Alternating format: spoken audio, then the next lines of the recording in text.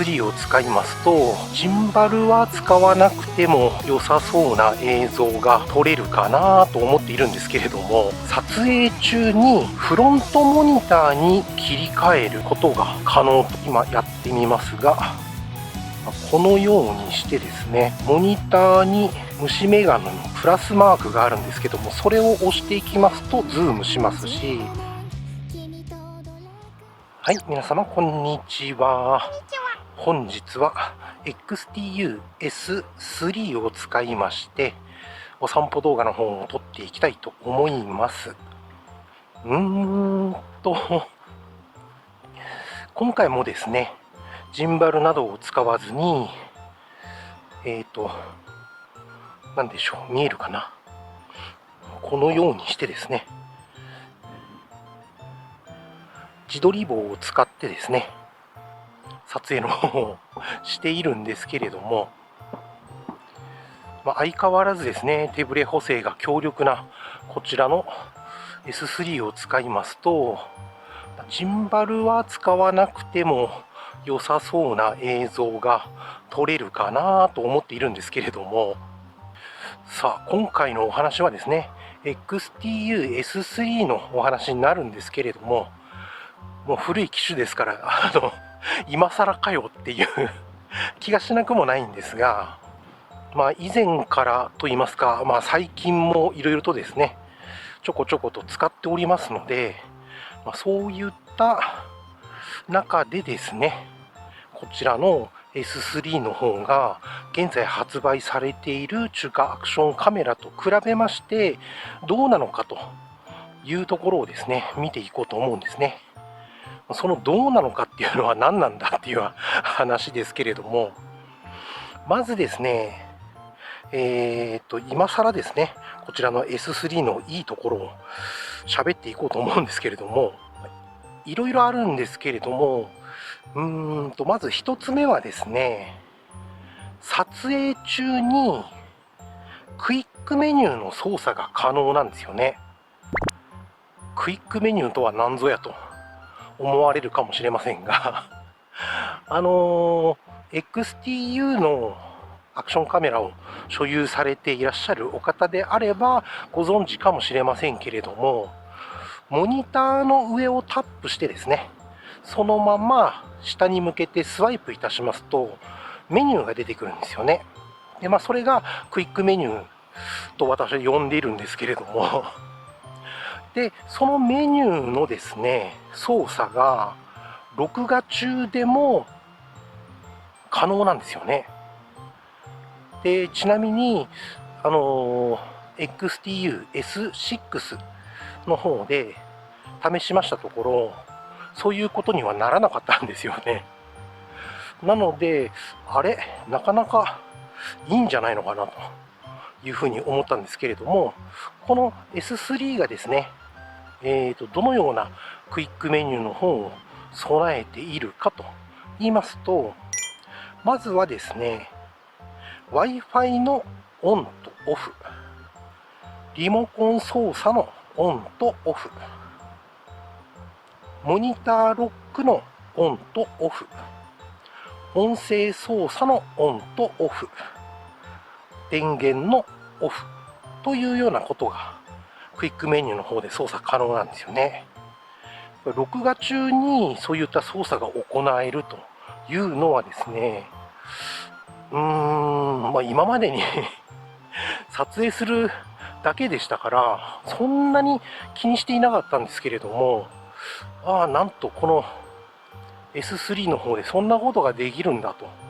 いうふうに思いましてなかなかですね、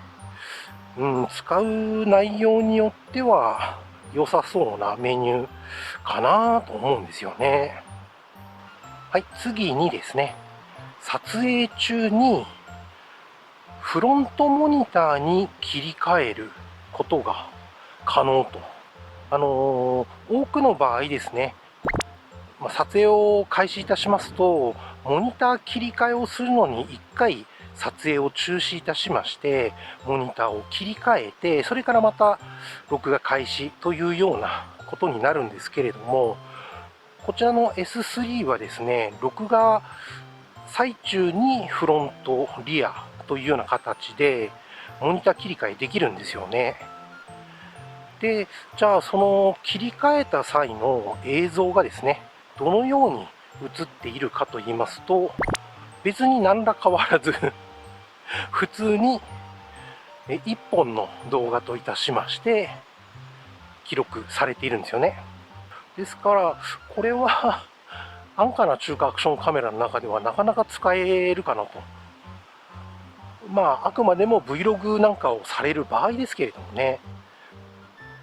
使い方によってはですね、非常に便利な機能になるのではないかなと思うんですよね。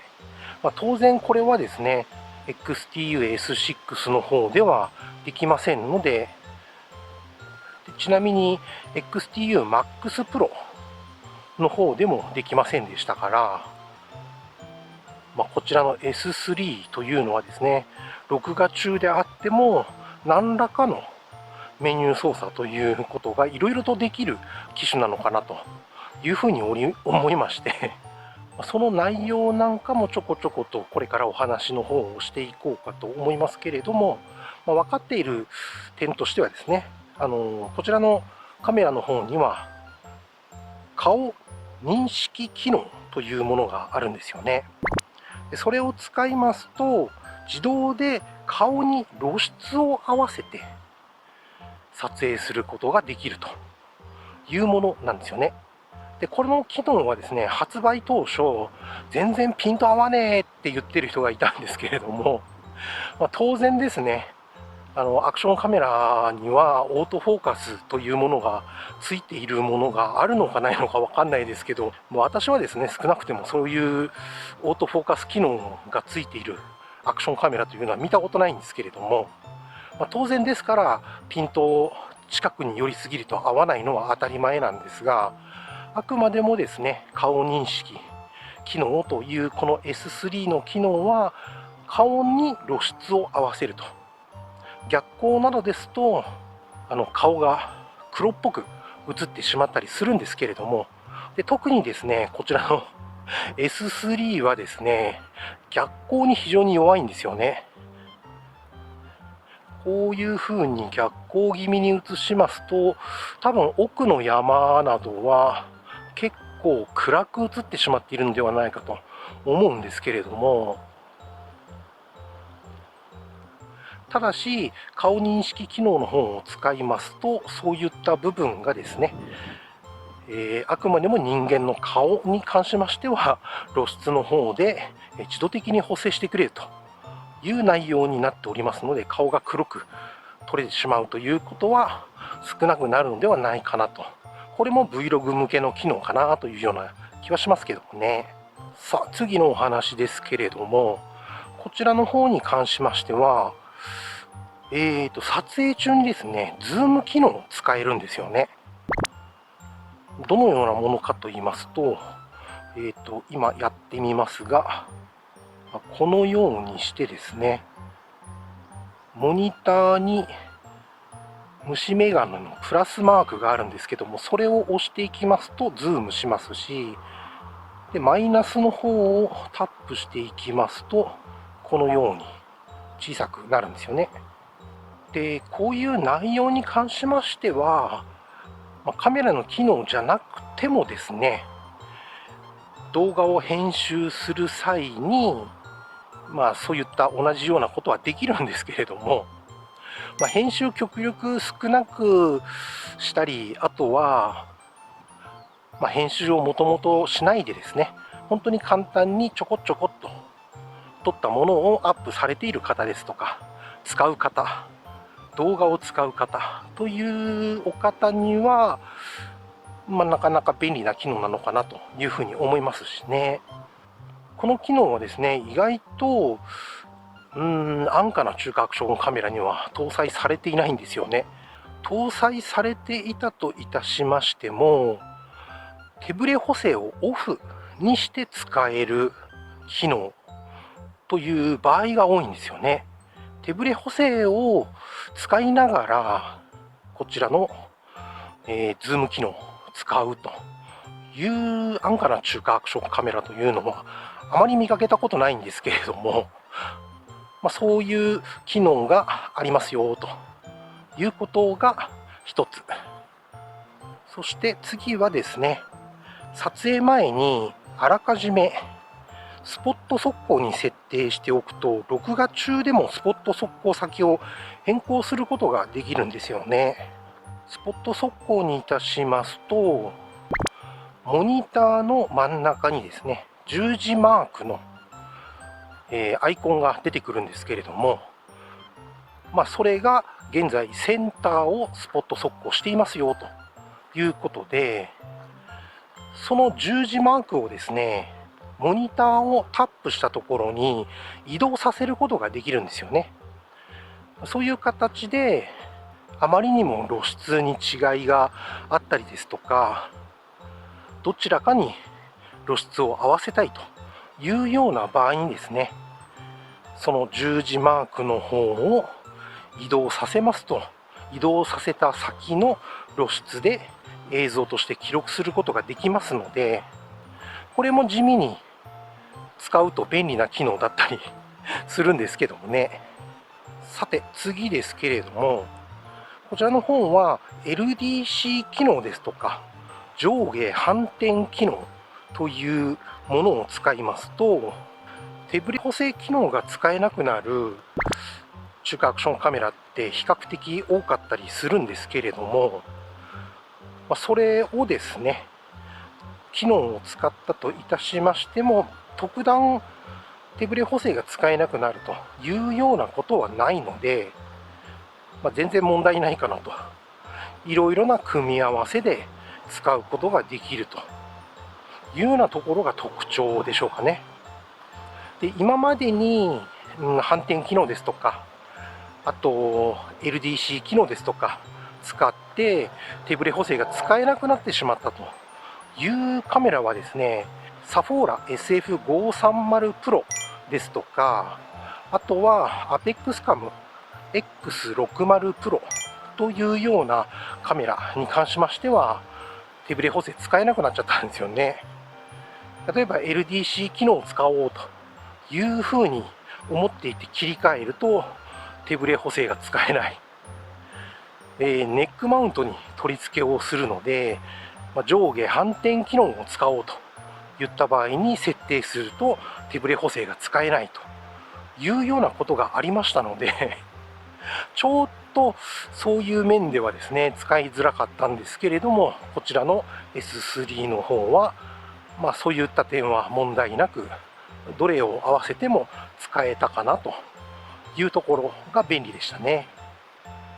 その他にもですね、私がまだ分かっていないだけで、いろいろな便利機能というのは搭載されているのかもしれませんけれども、今のところ分かっているのは、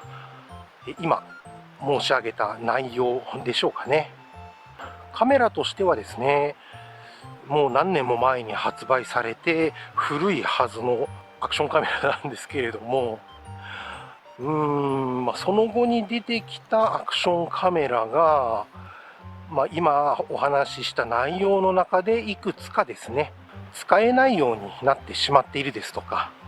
ありますから、そういう点ではですね、S3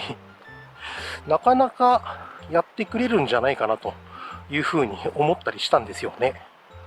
それとこれはですね、最近分かったことではあるんですけれども、現在ですね、撮影には UV フィルターというものを使って撮影をしております。その UV フィルターはですね、もともと XTU Max Pro の方に作成したものなんですけどももともとついてた保護レンズカバーがですね、割れてしまいまして、レンズむき出しになっちゃいましたので、それはちょっとなんとかしたいなというふうに思いまして、いろいろとですね、加工をいたしまして、MAX Pro の方に使えるようにしたんですけれども、ただそうするとですね、筐体が同じこちらの XTU S3 にもパコッとはまるんですよね。で、はめて撮影をいたしましたところ、なんとですね、青かぶりがかなり軽減されたんですよね。このカメラですね、手ブレ補正が強力だったり、今お話しした内容のようにですね、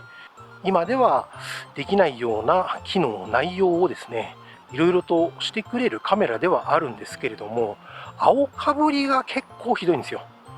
特に影などが、グレーといいますか、黒っぽくなっているところのはずがですね、青くなってしまうんですね。で、こちらのこのように現在映っておりますけれども、影映しておりますけれども、ここがですね、かなり真っ青になってしまうんですよね。ひとまず、かなり青かぶりの方は UV フィルターを使うことによりまして軽減されましたので、今まではですね、ホワイトバランスなどを調整して動画の方をアップしていたりした時もあったんですけれども、こちらの UV フィルターをつければそのままアップしてもいいかなという感じでしょうかね。今更ではあるんですけれどもこちらの S3 ですね、なかなかよくできたカメラではないかなというふうに思っておりますけれども、もう発売されてないんですよね。そしてこのようなカメラと同等な内容を持っているものといいますのはあまり見かけないので、古いカメラではありますけれども、今後もですね、こちらのカメラ活用していこうかなというふうに思うんですよね。特にですね、青かぶりの方がひどくて、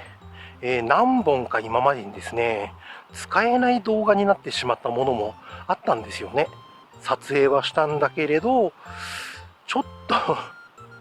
補正ができないよっていうひどい状態の青かぶりありましたんで、それが解決しただけでもかなりこのカメラ使いやすくなりましたので、今後もですね、ちょこちょこと古いなりにいい感じに撮れてくれるカメラですから使っていこうと思いますね。というわけで本日はこの辺で動画の方を終了したいと思います。最後まで見ていただきましてありがとうございました。